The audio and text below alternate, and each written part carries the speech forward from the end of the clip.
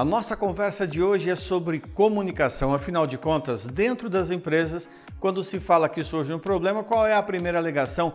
Problema de comunicação, falha na comunicação. E eu separei para você 5 erros muito comuns no mundo corporativo que, ao você conhecer e conhecer as possíveis soluções, podem melhorar o seu desempenho.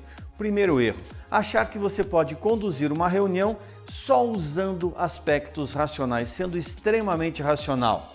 Lembre-se, comunicar-se é, antes de mais nada, gerar estímulos na outra parte. E todo estímulo desperta emoções. Lembrando que emoção é aquilo que surge naturalmente em nós e, quando percebemos, chamamos de sentimentos. Inclusive, tem gente que tem uma emoção e traduz isso num sentimento que não é exatamente igual. Olha, você está meio triste. Não, eu só estou preocupado. Percebeu?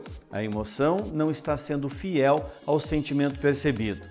Nessa hora, muita gente tenta racionalizar a discussão sobre uma emoção, esquecendo que quando eu tenho uma emoção negativa presente, só tem um jeito de eu eliminá-la, de eu afastá-la da mente da pessoa, é sobrepondo ela com uma emoção positiva. Por isso, use a racionalidade para despertar emoções positivas na outra parte e, consequentemente, facilitar a sua comunicação.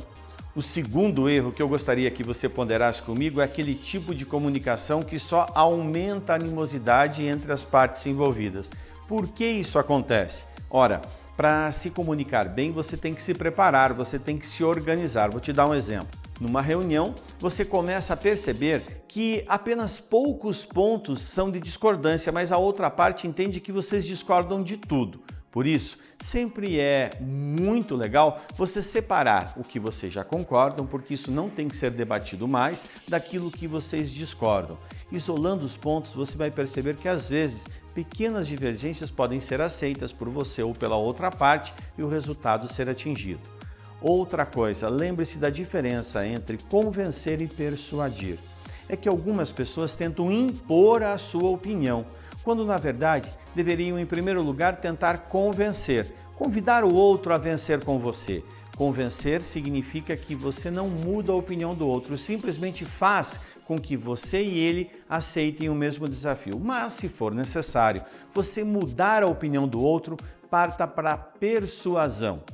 Quem é persuasivo traz a informação completa, enriquece a linha de raciocínio do outro para que, consequentemente, ela melhore a sua decisão e adote talvez uma posição mais próxima da sua.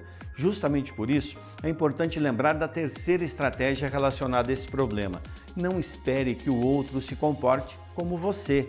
A gente comete muito esse erro no dia a dia. Eu não faria do jeito que ele está fazendo, eu não pensaria do jeito que ele pensa, claro, porque nós somos diferentes e quando a gente respeita o outro, automaticamente a gente melhora a comunicação.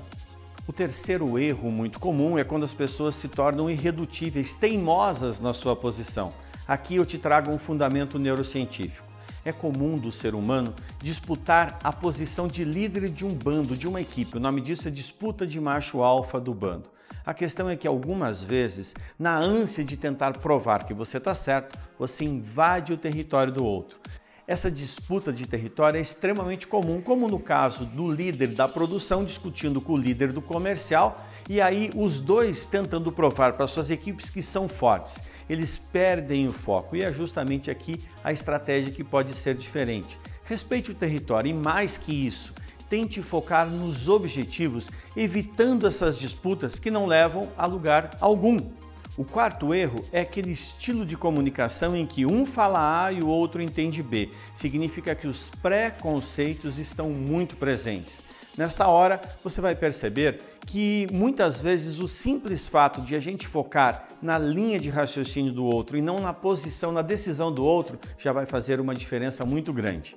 Nós, seres humanos, adoramos uma discussão acalorada e, para isso, a gente comete um outro erro ainda nessa questão do preconceito, do entender A e outro B, que é justamente trazer um conjunto enorme de assuntos que, por mais importantes que sejam, não são pertinentes ao tema. A gente comete esse erro com muita facilidade. Quando vemos, estamos discutindo um monte de coisas, quando, na verdade, por mais importantes que sejam, não são adequadas para aquele momento. E o quinto erro é justamente como gerenciar a ansiedade, seja da sua parte, seja da outra parte nos processos de comunicação. Aqui uma estratégia muito legal.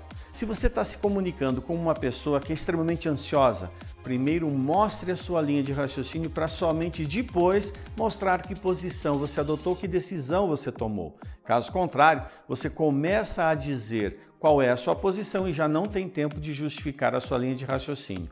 O reverso é verdadeiro. Com pessoas objetivas, primeiro mostre a sua posição, porque pode ser que essa outra parte sequer queira que você justifique, que você mostre a sua linha de raciocínio, porque ela já concordou com você e pronto. Por fim, lembre-se, temos 2 ouvidos e uma boca, como diz o ditado popular, para ouvir mais e somente depois, com mais riqueza de raciocínio, apresentar a nossa posição.